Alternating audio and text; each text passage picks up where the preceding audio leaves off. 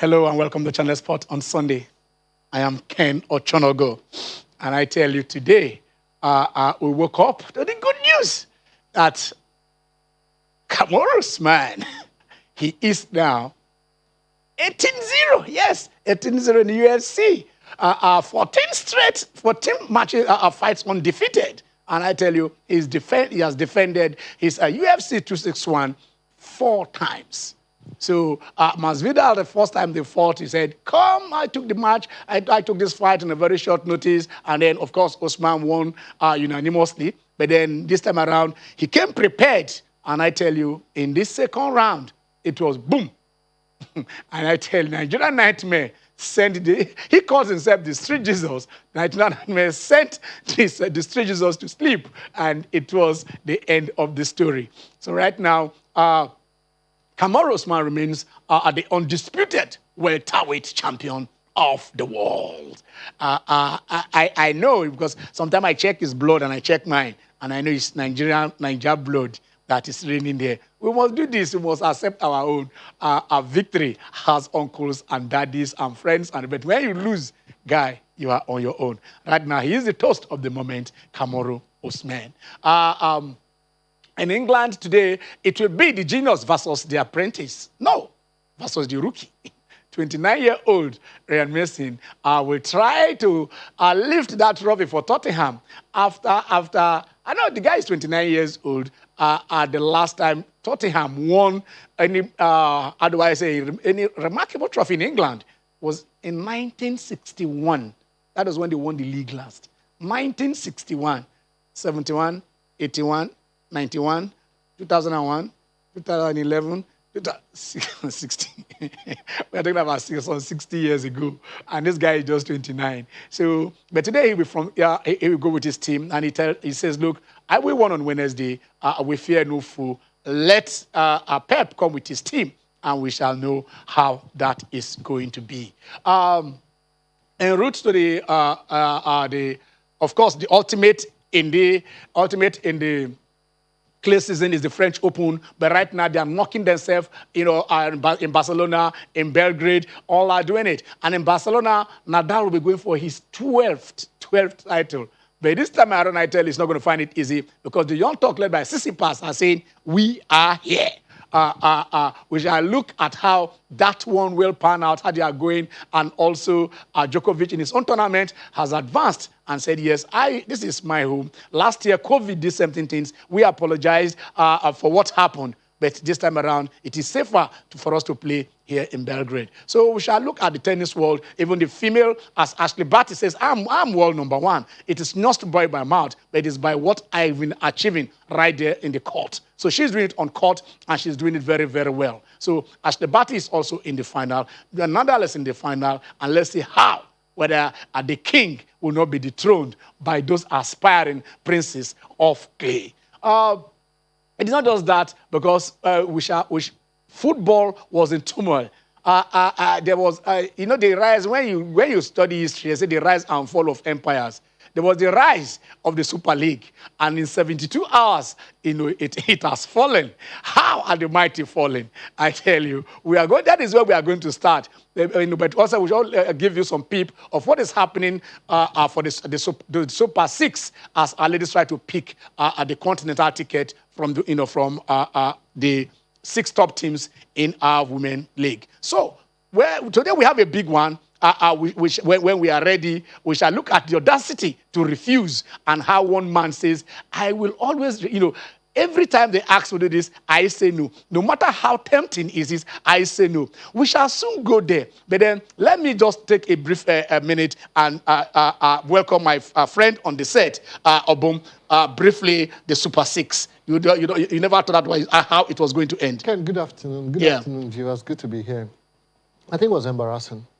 I think it was the height of greed I've ever since I started following football. And some years ago, Arsene Wenger predicted that at some point in Europe... in the next 10 years. In the next 10 years. Yeah.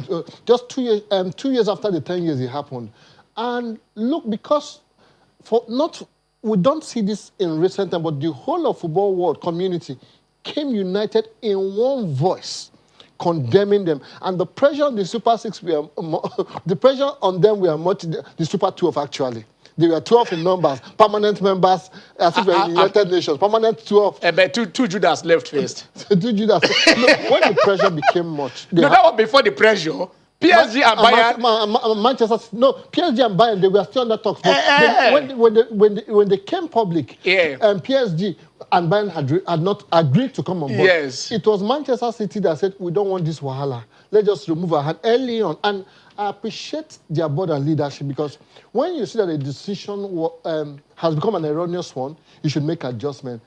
Ken, to be honest, I know the executive director of Manchester United has tendered the vice chairman. Yeah. The vice chairman. I thought most of them should go as well. The one in Arsenal, Venkateshan, this is quite embarrassing. And whatever it is, they should have spoken to UEFA before coming up with such an outrageous pattern or don't worry, I have a contrary view. I tell you this, because all this money, you're talking about Kroenke, you're talking about Edward. What happens to the... because when they were bringing their money into the league, you were collecting their money. Can I analyze Manchester United? The Glazer family took out a loan with Manchester United. As Manchester is earning the income, they're paying back the loan. Yes. That is one. For Stan Kroenke did not take any loan on Arsenal. He was just a shareholder. That all other shareholders were coerced, some in a certain way, to sell their shares to Kroenke. They collected money. They collected money. He invested his money. He bought shares.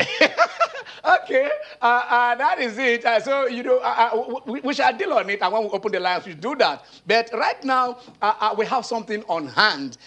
We need to see if we can reach out to Belgium and look at something, because something is breaking. For so many years, a lot of stories were being told about, you know, activities or, you know, surrounding, you know, our national team.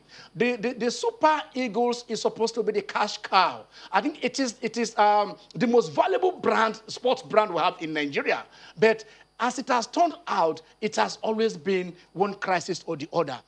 We've achieved so much with the Super Eagles, I won't tell you lies.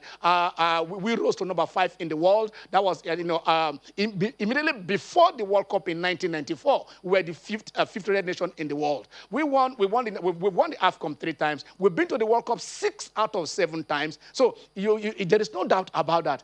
We've won the Olympic gold. But I tell you, if you are to follow not just the hearsay, but to get the details of how these achievements, you know, we're actually gotten, you ask yourself, is Nigeria a miracle nation?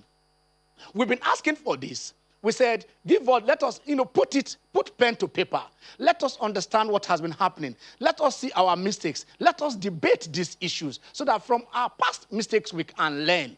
And then the man who has been in the eyes of the storm, the man who was once loved, the man who was once hated, the man who was, you know, the cornerstone that they went back to, you know, has now said, it is time for us to put the record straight. It is time for us to tell Nigerians exactly what transpired, you know, between, you know, in our the golden era of Nigerian football. And I tell you, there is no better person to tell us what happened, who witnessed it, who felt it, who participated actively, you know, in these events. We want to go straight to Belgium and meet a former footballer, ex-international,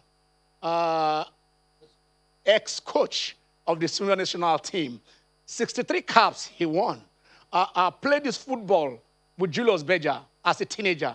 Played with Leeds, went to Belgium, went to Germany, went to Italy, you know, and played club football with the greatest teams the world has ever known.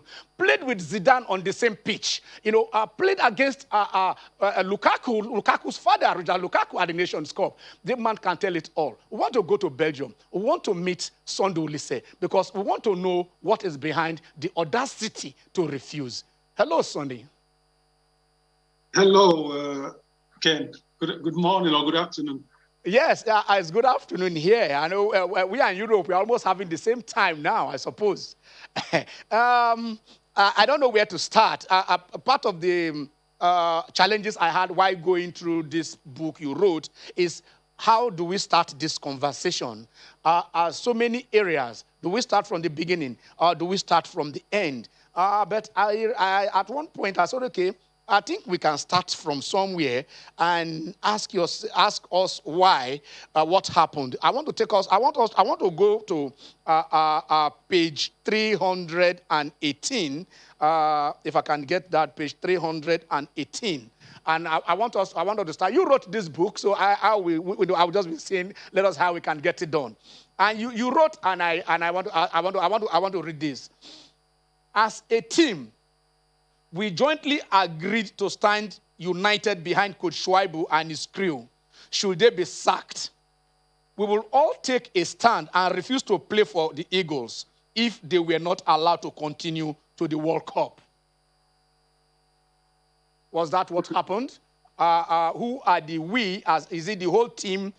Because most of the time here, in this book, most of that you talk about the leaders, the senior players, and then why did you guys took this? What led to this decision? Who are those who took this decision? And what was the effect of this? Oh, Ken, thanks for having me. And I can see I'm very flattered that you're enjoying my book. And because it took a lot of time. No, I'm really impressed because the way you've analyzed it, I can see you've really done your job. Thanks a lot. The aim of writing this book, Ken, is not to point fingers. So if you notice in the book, I didn't really write names or point to this, especially except when it was positive, but then notwithstanding, Nigerians are no fools. So reading the book, we are probably one of the most intelligent people in the world. So reading the book, they will know who we are talking about or who it is. So that's very, very clear. The section you're looking at, you're talking about the section whereby we had qualified Nigeria for 2002 World Cup and they decided to disband the team. And which is, in my opinion, the bane of Nigeria's problem today in football. We as a group, when I say we, I mean the team. Okay. I mean the team. I don't mean one person less. And in every team you have influential people. You have the ones who lead, and the influential ones are mostly the regulars who play most of the matches. So the agreement was this. And why did this agreement come about? In the history of Nigerian football, before every World Cup, the coaches have to be sacked. It's become like a tradition.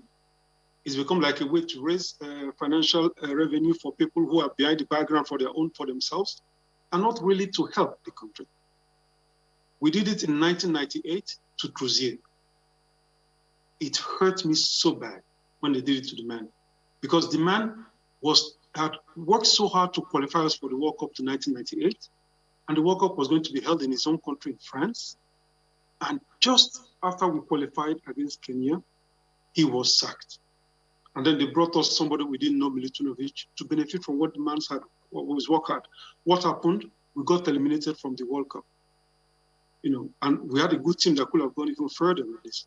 So at 2002, we as a group, we saw it coming again. They had started to plan their stuff. So we said, no, guys, this is the first time these African coaches have qualified us to the World Cup. They are going to try to sack them again and eventually look for one reason to install a foreigner to benefit from their work. And I, as a leader, the players have been talking amongst themselves. We sat down as a group and we said, look, to support our own brand, our own people, if they decide to sack them again, we will stand and say, no, enough is enough. Nigeria first. We will not accept it. And that's what you got in the book. Okay, we are still on this. Yourself and some senior players didn't obviously go to the World Cup, but in between, we never understood the intrigues that went on. I'm going to page 322, and this is what you wrote. Please don't read all the book, otherwise people won't buy. Please. No. I'm sorry. That is what we are talking about here. Sonny, we just have to. These are your words. Okay, go ahead. On hearing of the announcement, I personally called the Minister of Sports for a better understanding. I tried to plead with him to see reason at the obvious injustice and the mistake it will be to go down that route. He sternly told me that he had consulted with several groups of people, including some of my teammates, and on their recommendation, he decided to disband the team. He asked me to call the new coach and get the next steps from him and put myself in his service. With respect to coaches Modu Shuaibu, Stephen Keshi, and Joseph Eriko, my assistant captain, Finidi George, I had to honor my promise. I therefore thanked the minister for his advice, but refused to do what he asked of me. I expressed to him that I will only continue to play for the Super Eagles at the World Cup if the sacked coaches and Finidi were part of the delegation. I'm reading this because of one. There are so many areas from where you got the title of your book, The Audacity to Refuse. Here you were being asked that you can still be part of the team. You also wrote somewhere here that even Chief Undingbe, they called you. we were never aware of that because I had him here on the 15th of July, 2012. I had him here on this same seat, and I asked him these questions. I would have played that tape if I got in it, but somewhere along the line I couldn't pick it up before I finished this. Why did you consider the effect what it would be on you when you are the leader of the team? You've been playing well with your team, and then you are now having an opportunity to lead your nation to the World Cup, and you said no. Well, let's look at it from this point of view, Ken. What would be the effect of betraying people who had worked hard to qualify Nigeria? At one point, you have to stand. The backstabbing has to stop. These are 3 Nigerians who worked hard and qualified us. And you are not taking a coach who did not even play one game, who did not do one work to go to benefit from somebody else's work. If I had gone to that World Cup, I would have betrayed Keshi, I would have betrayed Shuaibu, and I would have betrayed Coach Eriko. May his soul rest in peace. In fact, may the soul of these 3 people rest in peace. And, it's unfair. And that was what I felt. I felt that my God would be angry at me. Look, Nigerians are not stupid. Nigerians are very smart. Nigerians knew something was wrong. And in the book, you can see I have explained the real reason why the team was disbanded. You can see it had nothing to do with politics. It was just barely financial. So that is just my own opinion about it. And I personally feel that there was no way I would go to the World Cup. And when Onik Binde called me, I was already in Spain. Exactly. That is the next thing. That is the next thing I want to ask you. That the coach called you, because I asked him here. I asked him that is 9 years ago, and I asked him. I said, on hindsight, would you have taken these players?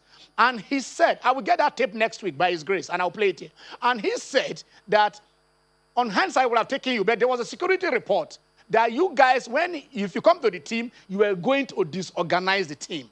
But then let us take it from when he called you. He called you. Let us take it from your words. Look, the thing there is that one thing that's why I write this book is that they've told so many lies against us. And like one of the lies was on your program. You revealed it on your program when Coach Eriko came out and told the whole country that, look, it was a lie. Sunday Oliseh never insulted the minister. They've told too many lies. Now, can you imagine? This is something I really would like to share on your program. Can you imagine?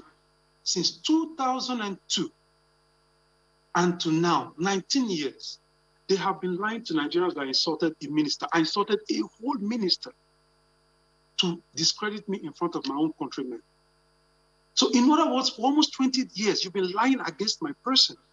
And you expect God to forgive you. It's unfair. He called me and I told him to his face. And if he comes to your program, I will say it again. I told him to his face, there is no way I will play under you because you did not take us to the World Cup. I will play only under the coaches who worked hard, who went to Sierra Leone. Sierra Leone was in a civil war at the time.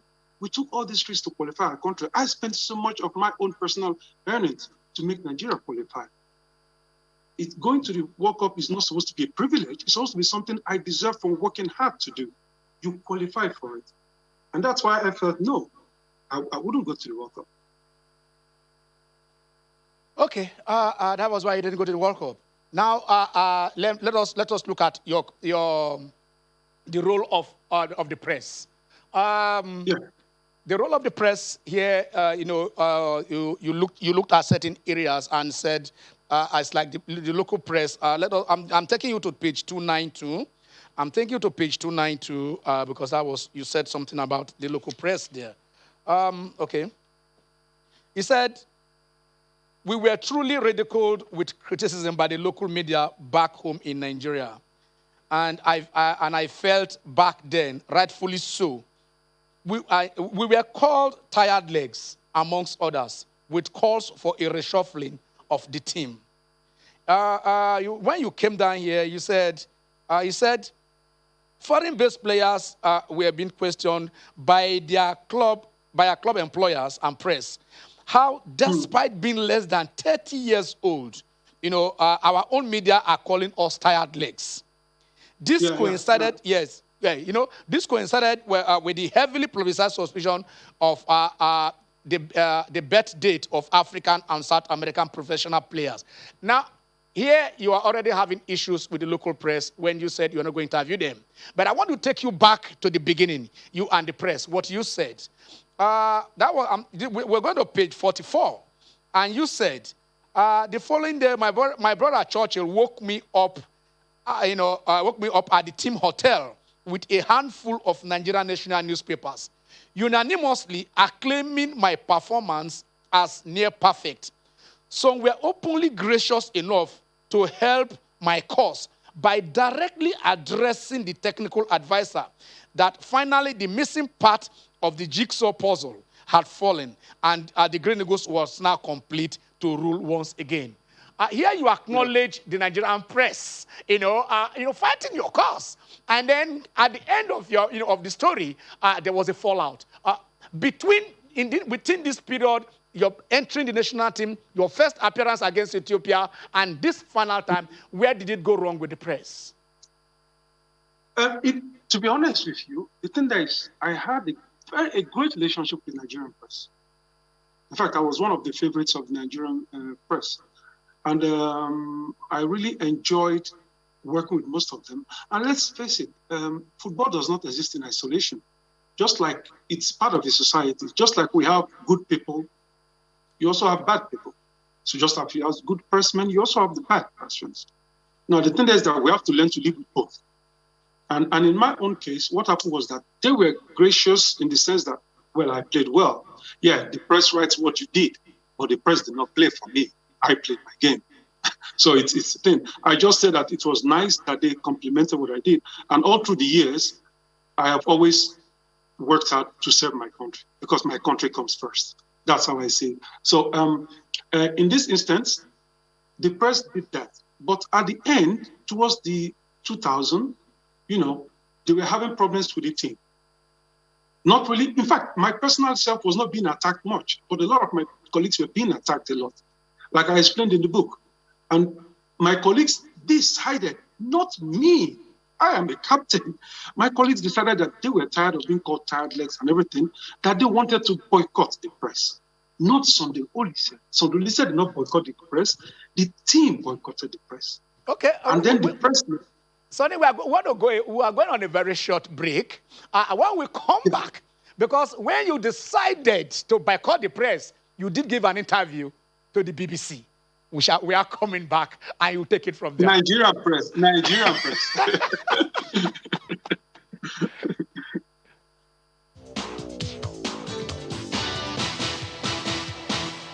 All right.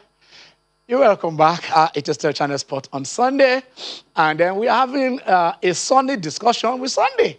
It wouldn't have been more appropriate to get this done. But before we go to Belgium to meet Sonny, Jimmy just walked into the house. Hello, Jimmy. You're welcome to the show. A pleasure to be here. And great to see Kamaru Usman was proud again. Yeah. The Nigerian nightmare. I think he's got to be in the conversation for the greatest welterweight out of, the greatest welterweight fighter out of all the rest. You probably look at what Khabib had done, and also GSP, George Sempered. Maybe you talk about Kamaru and the way he decimated Oge Masvidal yesterday. This morning, you have to say that he's cemented his legacy somehow. And also in winning, he celebrated his father. His father had been in just came jail back from the prison, for almost a decade. His father has never seen him fight. His father had never seen him fight, but he comes right there, he does the needful, and he makes sure he hands the belt over to the father that had been in jail for, for a crime he had said his father had not committed. And I think that's instructive. The father was emotional, but I'll think more about the way he's laundered our image. Nigeria is out there, is doing us proud, as against all the negativity in our, sporting arena, sporting fraternity. I really, really adore Kamaru for the way he's handled himself. From when he was being tagged as being boring, that he was using toe stumps and all that. But that was just one fight. That was a fight. But, yes, that was just one fight. But you look at the likes of Francis Ngannou in his corner, you see the African solidarity, and somehow he's now talking about knockouts. I mean, if you go against Oge Masvidal, you go against Gilbert Burns, you go against Kobe Covington, and you're defeating, decimating them, then you have got to be regarded as the best. Because even Masvidal said, because based on the first fight, he prepared. He prepared for wrestling. No, the first fight he had a short time. They called him in. He was not supposed to be the one who was to fight. So he was just a replacement. 3 weeks, he got in there. Based on he had enough time to prepare. But based on the first fight, he was thinking about that, it was going to be a wrestling base. And that was his look. He said, the guy got me. There is no doubt about that. I give it to him. I think okay. The risks in that game is scary. I saw some of the highlights of the game early this morning. Go and check the alert that they get. The alert is crazy. I am not sure. I am not sure, but there should be something that will mitigate against permanent injuries, because it was really scary. You look at it, he says something about Oge actually elevating him. Like, you inspire me to get a lot more better. And he says he's getting better. When he tells you he's getting better, at the point in time he said he was fighting at 30%. Now he's getting better because of the way he's doing the business. Yeah, he's talking about. He said, "What about that fighter?" See, if you want to lift, if you are lifting weight, it is you and the weight. The weight is not responding. If you are fighting somebody else, as you are preparing, the person is preparing. Yeah. So today he's fighting 70%. Somebody is like 100. Let us hope that his 70% is good enough to defeat any 100% that is coming out there. Yeah. Okay, I think we can now maybe roughly go back to Sonny. He's waiting for us patiently, and there are a lot of things that some surprises that in this book. A lot of surprises in this book. Sonny, okay, I always call the page. You say I should read. I'm not going to read all the book. Don't worry. I will just read some, not all. I'm looking for page 190. We have just withdrawn from going to South Africa. We were the champion in '94, your first Nations Cup that, you were so proud of, the past master.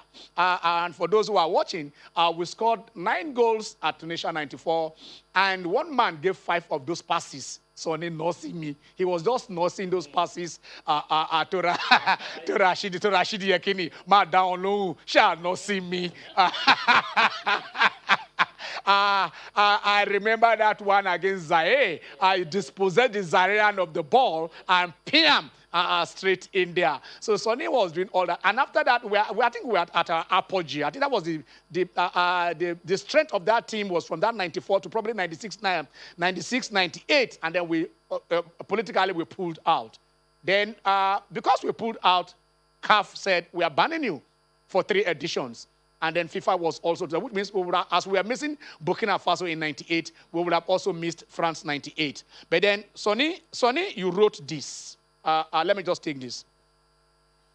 With a looming FIFA congregation to ratify CAF's sanction, Sani Toro called me up to say that we had to do something. We jointly decided that I will write to FIFA a registered letter pleading leniency. Sani Toro gave me the fax, postal address, and the FIFA section to address my letters to. In my letter to FIFA, I pleaded with them to be lenient and consider the plight of almost 180 million Nigerians who will be heavily punished for an offense they did not commit and had no power to influence.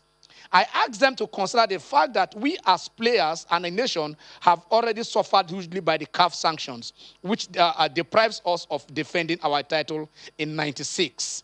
All right, but the good news was that they replied you. I believe Days later, I came back home. I'm not in page 191 from training at 1 in the morning from SC Cologne, and my wife gave me a registered letter from FIFA. FIFA had accepted my plea. Nigeria was not going to be banned. Sonny, you wrote to FIFA to plead for Nigeria.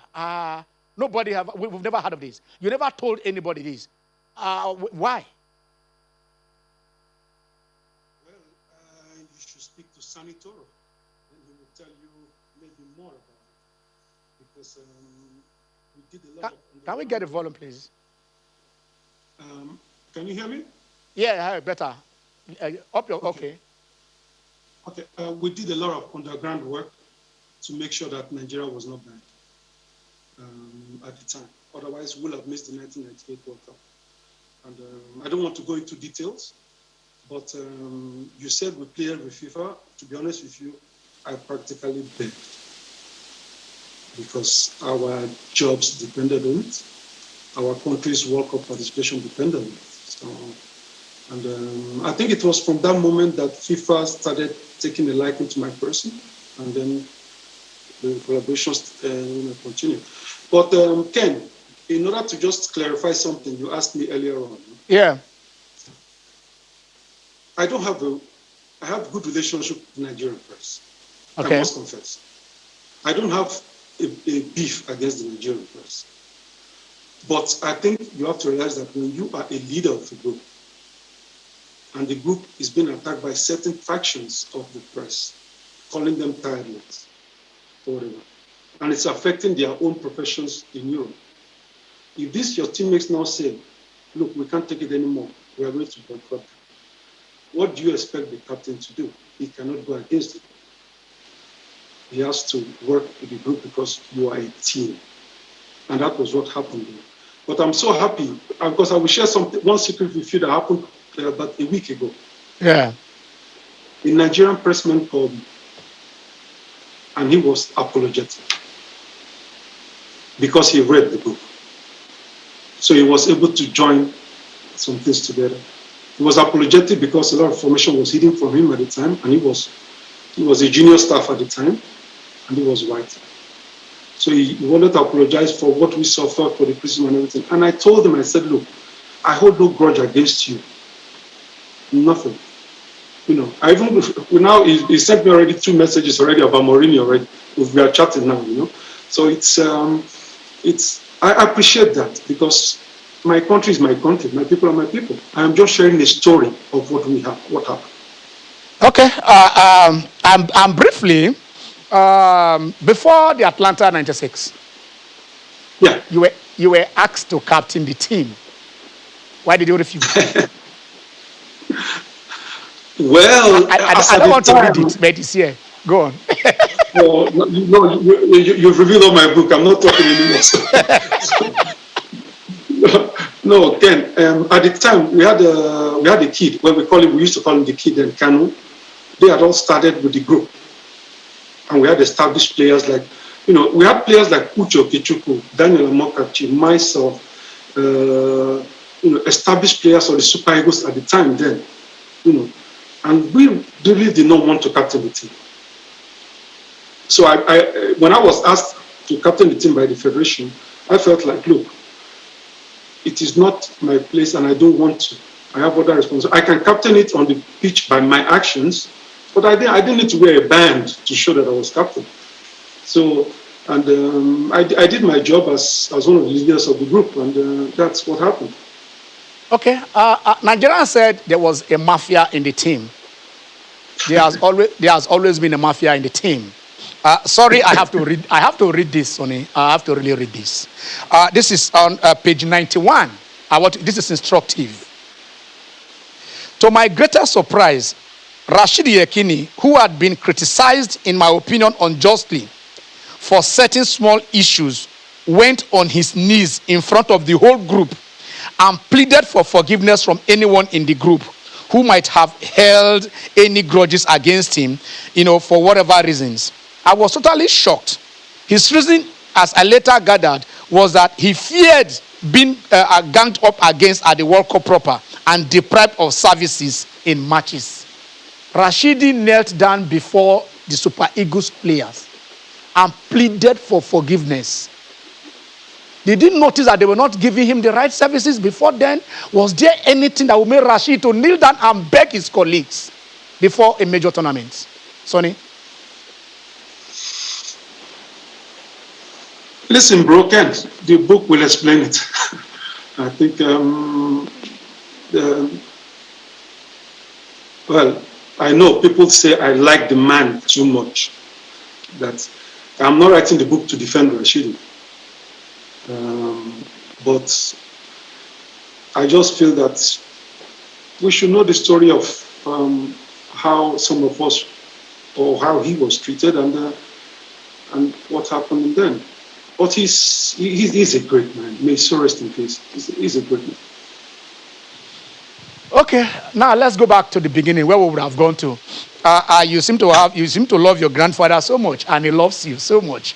Grandpa,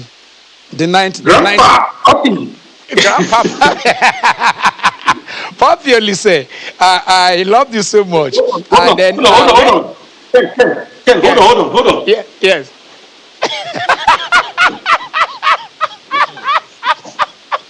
That is my grandpa. Well, let's see him. Let's see Papi Oliseh. Wow. I love the background. That is. I think you know that background because it's not far from your village.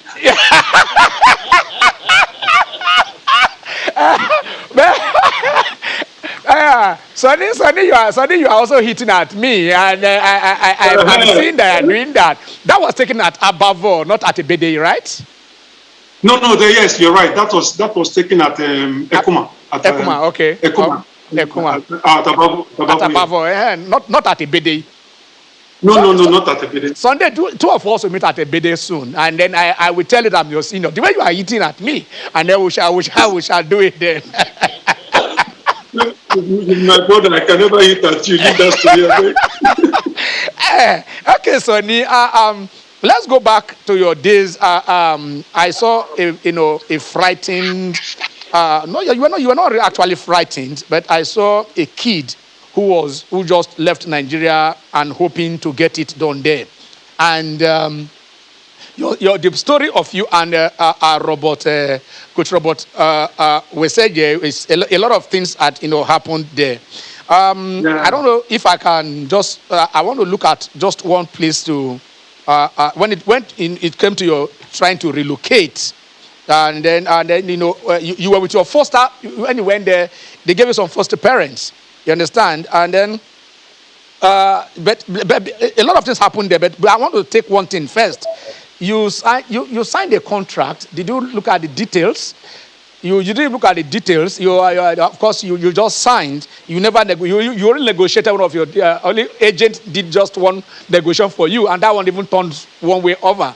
But this was your first contract, and then you were crying inside here. I know the strong Sonny was not too much, but this is it. You said, unlike Nigeria, where we paid little or no taxes, a huge part of my minimum wage was further getting deducted, as taxes. Neither the club nor the agents told me this when I naively signed my contract.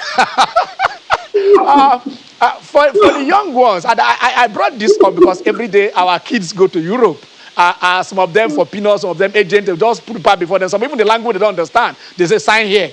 And they just signed. And I remember even in this book, there were some occasions where they told you, sign here. And you say, give me 24 hours, give me this. But then from this experience, what advice do you give to kids, to young ones, the choice of agents, and then, a sign of contract, how they should do it, so that they will not cry when they start paying these taxes, and then, knowing that it's not what they were expecting. Again, this is really one of the reasons why I wrote the book, because to share my experiences so that my fellow others can use it. They can use it. And the reality is that when I signed the contract, like you rightfully said, I was naive. And but it was a naive born out of the fact that, they paid me in Belgian francs, and then when I multiplied it into Nigerian naira, it was a lot of money, So I had calculated it in that way. But the reality was, man, you're going to live here, you're not going to spend out naira in Nigeria. So it's how it was. And when the taxes came in, whoa, I had to struggle. But that contract was a 4-year contract. So you can imagine that I had to follow those wages between those years to survive. But it was a lesson, and I learned. And that was the last time I really used the manager until almost to the end of my career. Then I started using a lawyer and negotiating my contracts myself afterwards. It was truth. And in the start of my career, but what I experienced, Ken, a lot of professional soccer players experienced it. If any of them who comes on your show, ask them. They all experience this one time or the other, especially when you first come, you are naive. So the ones that are going to abroad now, my advice to you is that, please, if you can read this book, read it. Because I also explained how we suffered racism, how we were able to deal with it.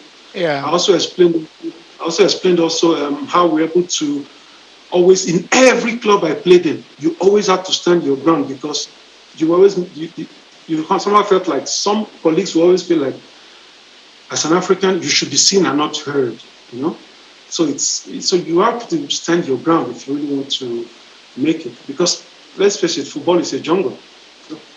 Okay, we won the gold in Atlanta, and then it was all smooth, all sailing, all celebration.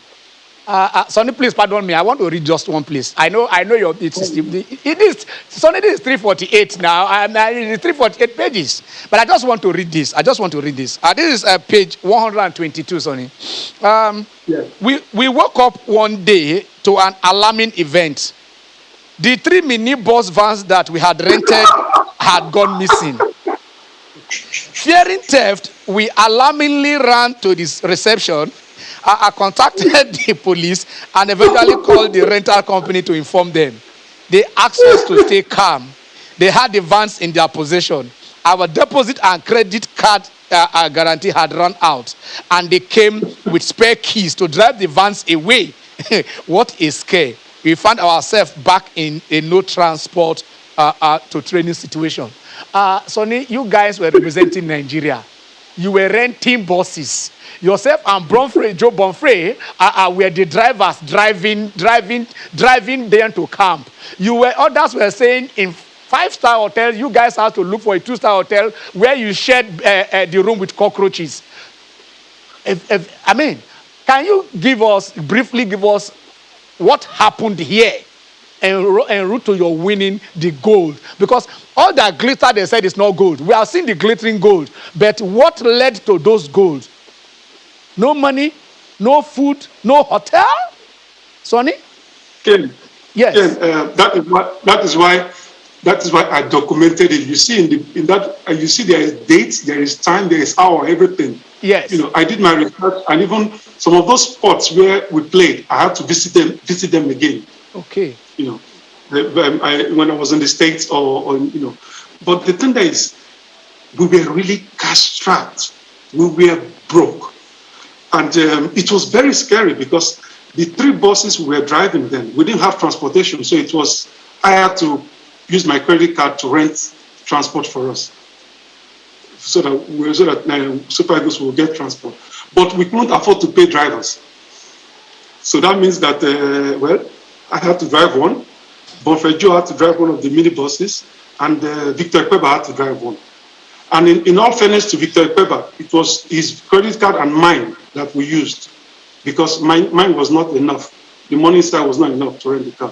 So it was 2 of us that rented the car for for the Green Eagles then. So it was, these kind of things happened a lot, and I put them all in the contract. But that also shows you how patriotic the Nigerian players are. Okay, the Nigerian players are patriotic. I want to give you 2 sides of the coin, so you can talk to us here.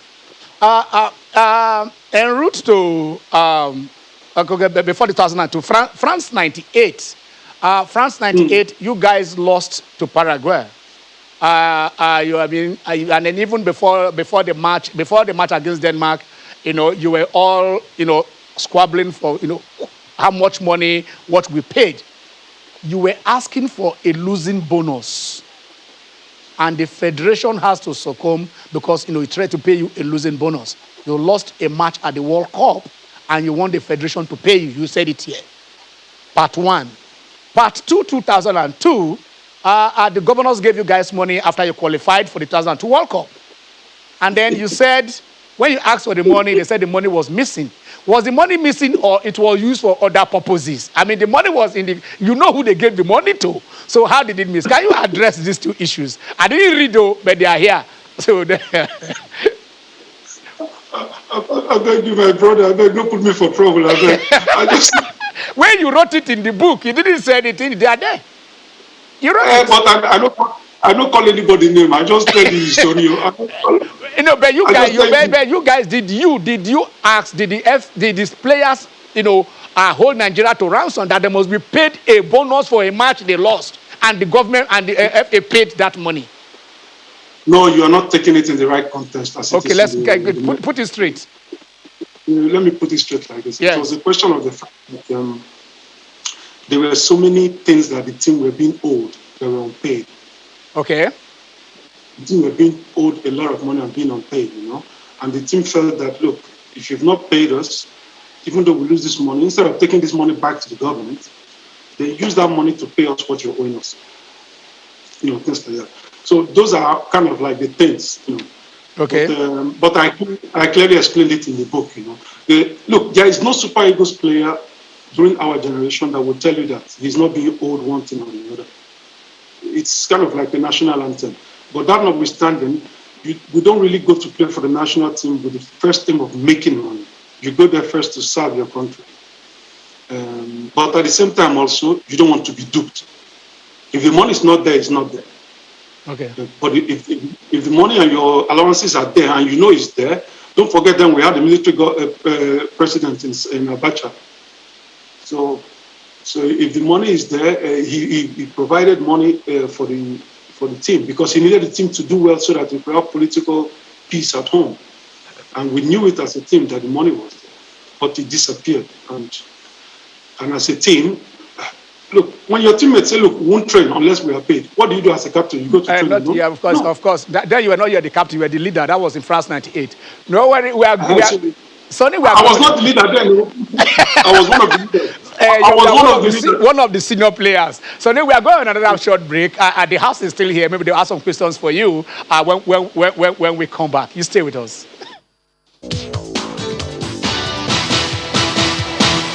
Okay, we're still having Sonny on the ground, so we just want to finish with him, asking one or two questions so that he will not accuse me of finishing this book.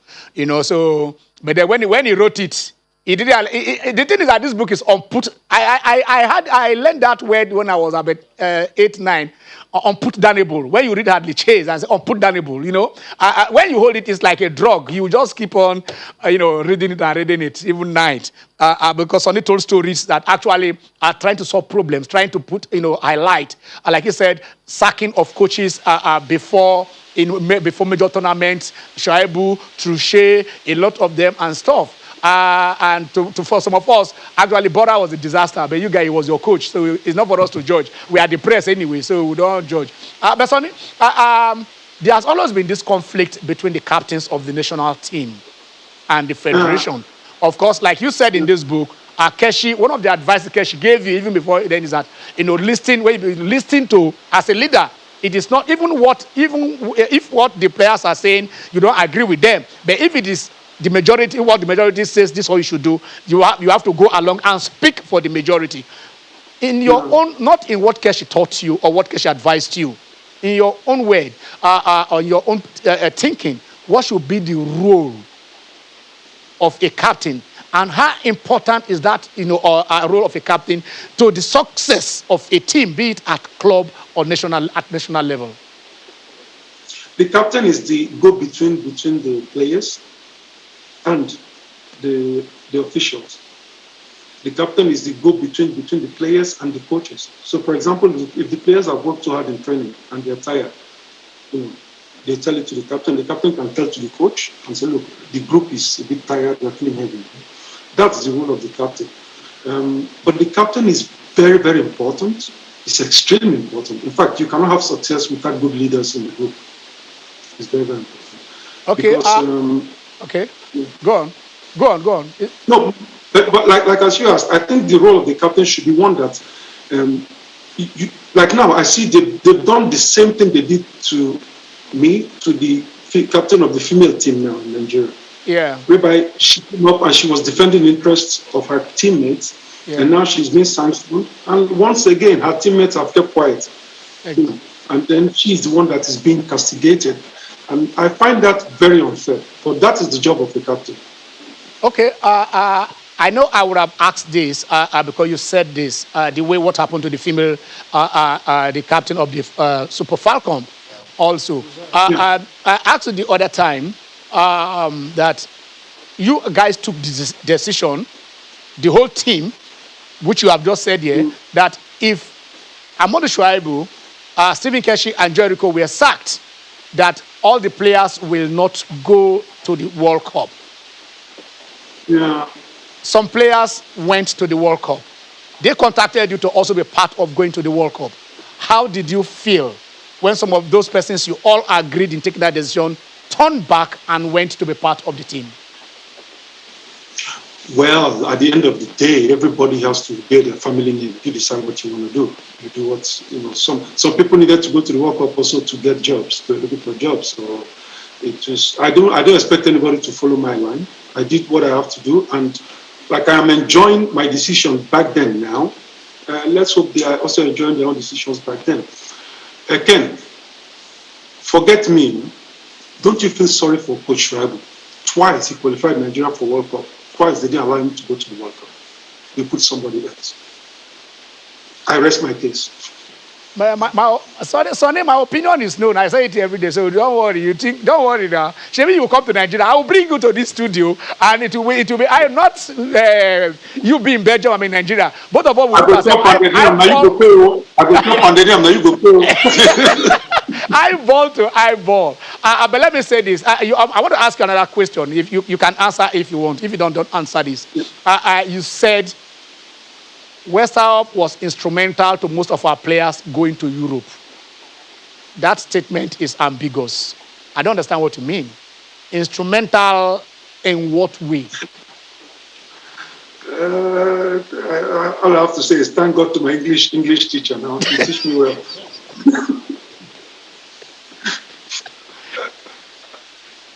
If I tell all finish, why you go read the book now? Everything there is.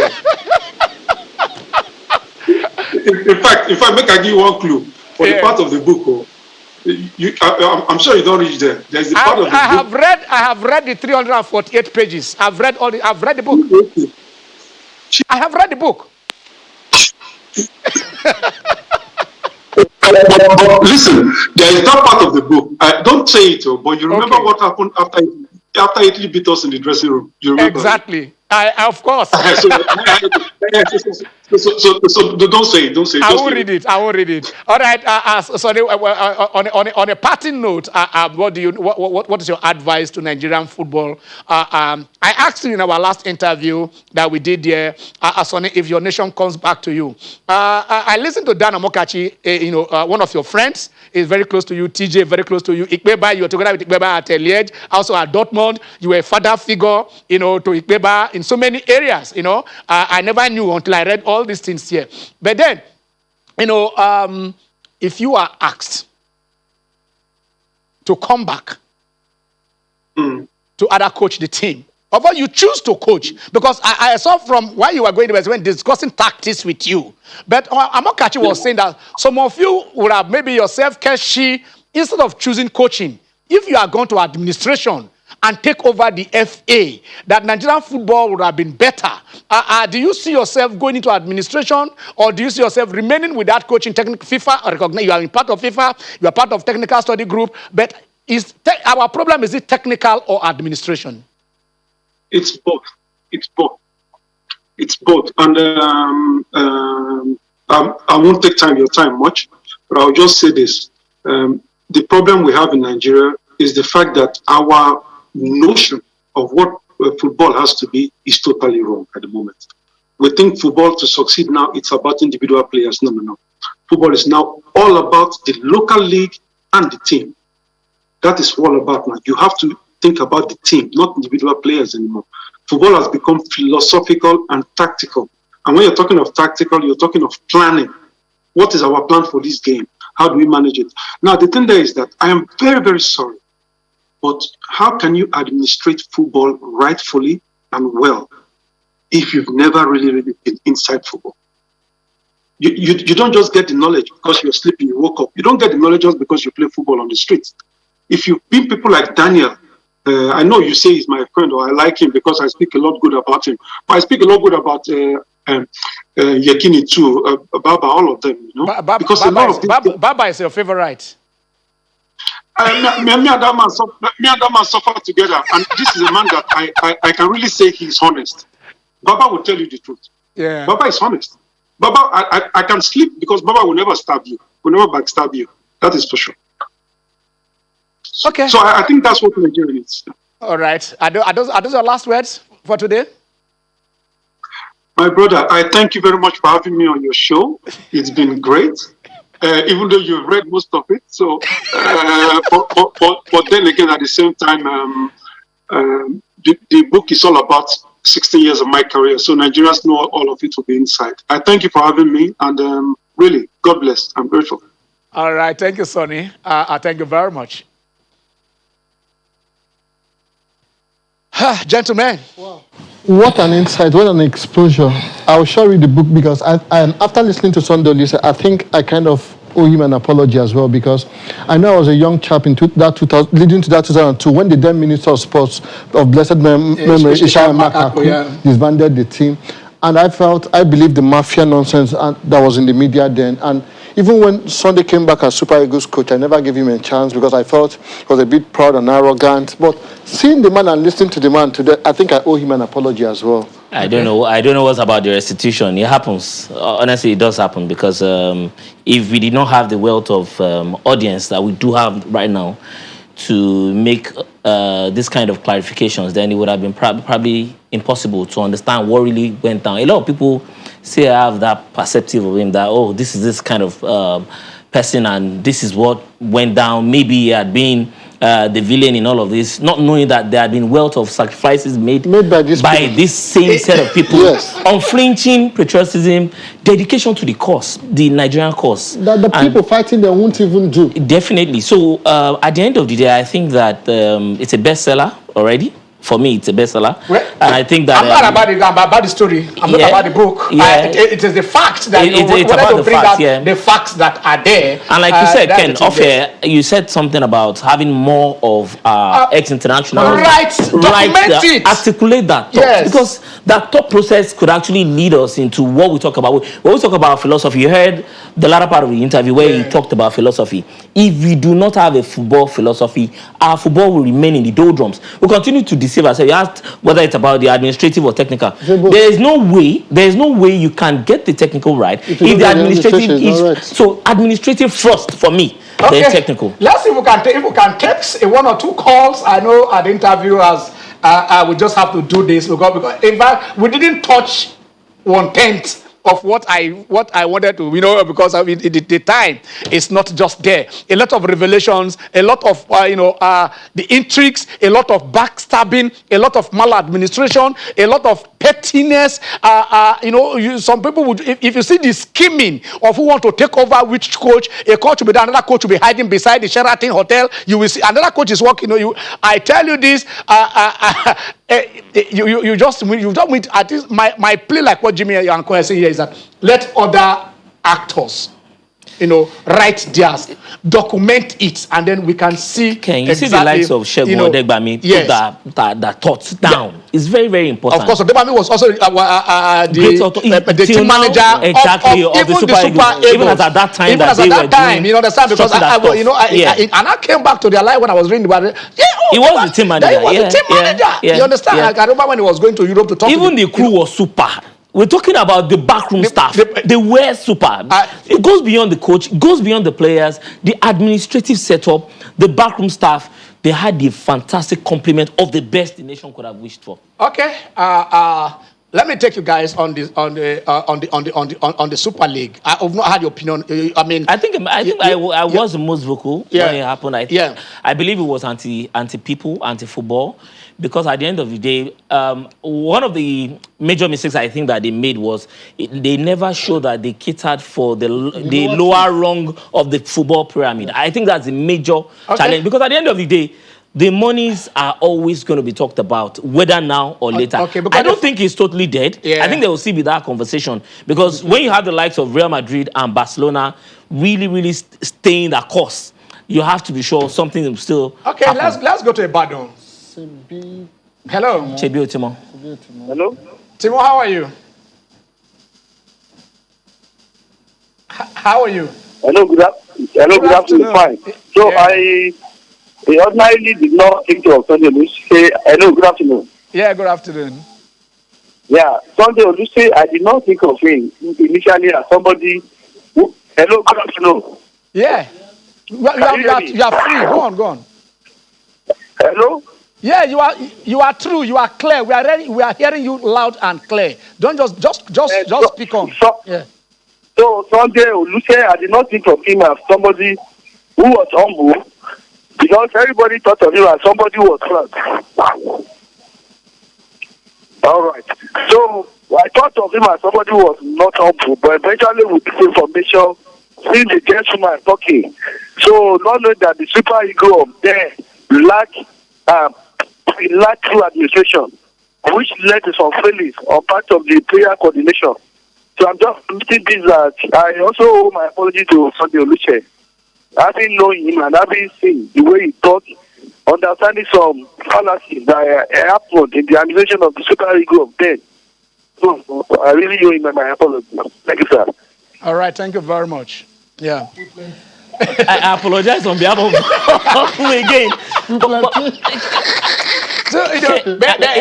I think it's enlightening what has happened. The interview has really showed that a lot needs to be done. Because if you talk about the past, you need the present to move into the future using the facts of the past. It would be great to see Tsitsipas do one over Nadal. Okay. Been a brilliant day. Hearing Sunday has been heartwarming. We thank him for his services to Nigeria and to the nation. God will only reward his efforts. Okay, it is all for the good. Like we said, it is not enough. This is just the beginning. I want to hear Coach Wright, want to hear Mutuade Bojo Wright, want to hear a lot of them. Please, we document it so that we can have a rich library and where we are coming from, so we can chart our course, to where we are going to the desired El Dorado. I'm Ken Ochonogo. Have a blessed Sunday.